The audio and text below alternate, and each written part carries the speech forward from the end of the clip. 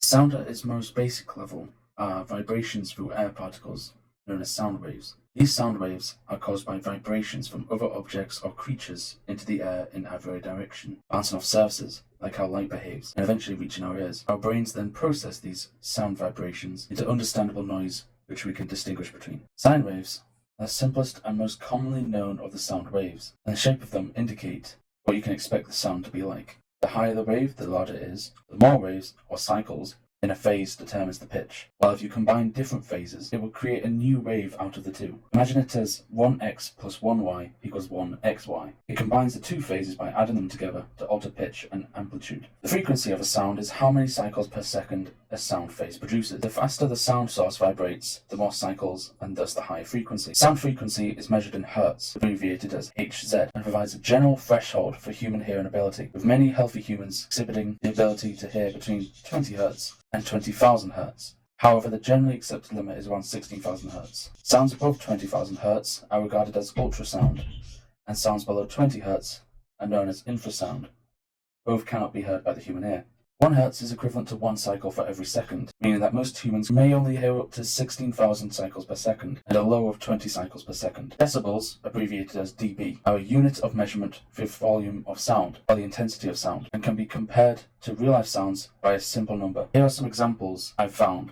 Most music within video games are commissioned for the game by the game developer, a lot like art within games, which are usually done by either a hired concept artist or a commissioned artist. It is possible to just create the tracks yourself, or use stock music/sounds from a stock library, or use music in public domain. However, a lot of music or sounds in stock libraries, such as YouTube's audio library, may require you to at least credit their music, which is the least you can do regarding the circumstances. A song can have multiple copyrights attached to it, with the lyrics, composition, and the recording itself having separate copyrights, and even multiple copyright holders attached to them. As a game developer, you would need to gain the permission and possible licensing to use said song in your game. Going back to when I had mentioned commissioning music, if you do commission someone for a music track, you will have the ownership of the recording of the track from the moment you pay for it. However, you may only have a license to use the actual musical composition that the artist made. Copyright law states that something that has copyright attached to it does not have copyright forever, as it expires after a certain period of time, dependent on the year of publication and creation. Anything created after January 1st, 1978 has copyright for 50 years from the moment the creator of said work has passed away, while if the work was created before January 1st, 1978, it is protected for 75 years from the day it was first created. This means that when these works' copyright protection has expired, the work automatically enters public domain, meaning that it is accessible to use from everyone and is completely free from copyright. As such, historical works of artists such as Beethoven, Mozart, Tchaikovsky, and Schumann are all a part of the public domain, so anyone may use their works for free. Atari's Pong, released in 1972, is probably the earliest form of video game audio that there is. The name Pong itself, as the Merriam-Webster dictionary defines, it means a hollow ringing sound, which I would say isn't too far from the sound we actually hear within Pong. It's a very sharp, robotic sound that is very unpleasant for the human ear and can easily be recognized as one of the earliest forms of audio within video games due to how simple and almost primal in the face of modern music and audio in video games of this generation are. Journey's soundtrack is, in simple words, magically elusive.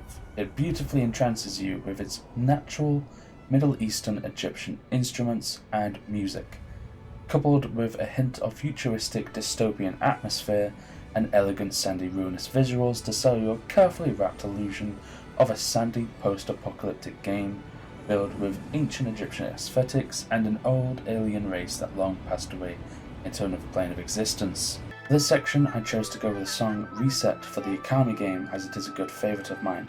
Despite never playing the game itself, I know the art style well. And the art style is definitely linked with the music, with its East Asian ink painting aesthetic, classical Japanese architecture, and the name itself, Okami, meaning Great Spirit in Japanese, and the fact the full name of the main character is Okami Amaterasu, of which Amaterasu is the sun goddess within Shinto Japanese mythology. And if you know Japanese mythology, you will know that Amaterasu is regarded as the goddess of creation and the embodiment of modern Japan, as well as being the ancestor of the Japanese royal family, which, by what the royal family claims, gives them the divine right to rule over Japan. Gregory Wright from Mythopedia.com says, Amaterasu is the Japanese sun goddess, daughter of creation deities Izanagi and Izanami, and central to the Shinto religion. It is from her that Japanese nobility claims descent and their divine right to rule. Now, the music itself inherits a lot of its instruments from classical East Asian music, with instruments such as flutes, plucked instruments, and light piano-style instruments. In short words, it stays true to the culture from where it originated and is set to give the player that bit more immersion into the style of the game. Before I get into the analysing part of this, I do have to say that in my subjective opinion, Civilization's soundtracks are the magnum opus of the rich and colourful series of which it is a part of. Civilization 6 offers many different soundtracks depending on the country the player has chosen to play as,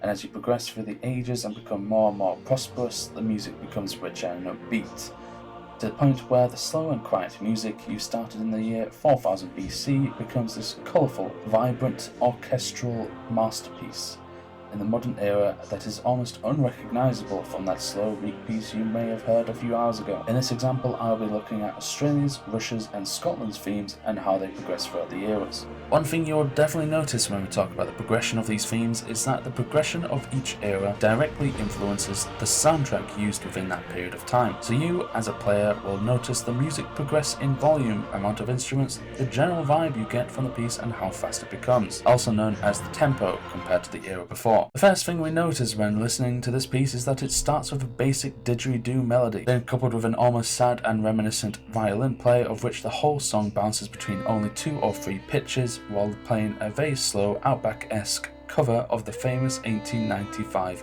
Queensland bush song Waltzing Matilda by Banjo Patterson. One commenter stated, "Sounds like something you'd listen to next to a campfire out in the bush while the billy boils." This makes the music dynamic and visual for the average person, meaning that people can generally get the broad idea of where and when this piece of music is set, and what kind of emotion they should be feeling, which from the pitch, tempo and instruments used, should really give someone the strange feeling of reminiscence to a place they've never been before. A comment really stood out to me on this video: only the Civ 6 folks can make an old bush song, Waltzing Matilda, sound like it belongs on a montage about the history of space exploration. This is an incredibly wild change from the comment we saw on the ancient era theme of being by a campfire in the Australian bush.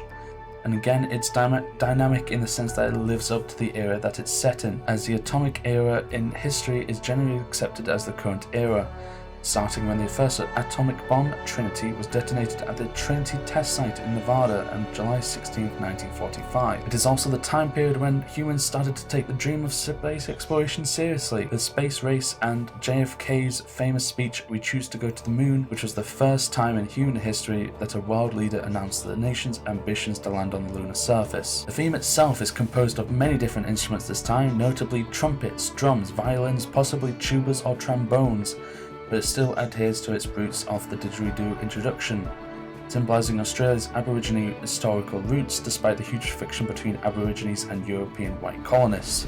The tempo is much faster, the pitch is much more fluctuant, and the song generally much more exciting and hopeful, almost glorious in a sense, and epic, adhering back to the comment on how it fits with the history of space exploration, even though once again it is but an old bush song about a swagman sitting down by a billabong. The Russian theme for Civ 6 is the old folk song Kalinka, but incredibly altered to much less sound like the original fun version, composed in 1860 by Ivan Larionov, and much more dystopian and authoritarian, reflecting the current state of Russia at the start of the atomic era in reality, with the dark shadow of the Soviet Union presiding over all Russia and the Stalinist government suppressing minorities and killing many in the infamous gulags. Something that is possibly related to the music is that Tsar Pyotr's bloodline, and subsequently the Romanov dynasty ended with Tsar Nikolai II in 1917-18 when he was executed by Red Army soldiers in the Ipatiev house after being forcefully abdicated during the Russian Civil War, which the dark tones of certain parts of the music may hint to these deaths and attempted total eradication by Soviet officials of everything related to Romanov and Tsarist, threatening Tsar Pyotr's lineage and legacy. Scotland's theme, Scotland the Brave, is very different from Kalinka in the way it expresses emotions. It fills you up with excitement, joy and hope, using a mixture of blow instruments, including the bagpipe. Very fitting for Robert de Bruce, a prominent Scottish hero that fought as King of Scots in the First Scottish War of Independence in 1306, notably the famous Battle of Bannockburn in 1314, of which English forces were defeated in a decisive Scottish victory, which may have contributed to the maintained Scottish independence in the Treaty of Edinburgh-Northampton in 1328. In the modern era, First Minister Nicola Sturgeon has been pushing for a rightful independence referendum for Scotland to try and better themselves in a way they wish to govern, free from London influence, pulling historical heroes from the past such as Robert de Bruce and William Wallace as potential inspiration for national pride. In conclusion, this recognition of Scotland the Brave is beautiful, inspirational, and gives great hope in the player to give better the great nation they will be playing, and to maintain that hard-fought independence that people of the modern era so desperately crave and deserve.